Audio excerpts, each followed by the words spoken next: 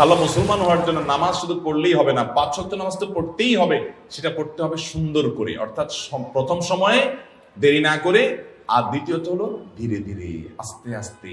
যত ধীরে ধীরে নামাজ পড়বেন তত নামাজের কোয়ালিটি বাড়বে, আর যত তাড়াহুড়া করে পড়বেন তত নামাজের কোয়ালিটি কমবে। নামাজি হিসাবে সবচেয়ে ভালো নামাজি কে? আপনার ডানে বামে, আপনার মসজিদে, আপনার কাতারে, আশেপাশে খেয়াল করবেন। আমাদের মা বোনরা নিজেদের মধ্যে খেয়াল করবেন, যেই মানুষটার নামাজে দেখবেন রুকুতে সবচেয়ে বেশি সময় লাস্টিং করে, রুকু থেকে দাঁড়ায় তিনি সবচেয়ে বেশি অপেক্ষা করেন, সিজদায় খুব ধীরে ধীরে যান, যে সিজদায় আবার অনেক সময় ধরে তাসবিহ পড়ে, সুবহান রাব্বিয়াল আলা, লম্বা সময় নিয়ে সিজদা পড়েন, এরপর সিজদা থেকে উঠে সোজা হয়ে আবার অনেক সময় অপেক্ষা করেন, আবার আস্তে করে সিজদা দেন।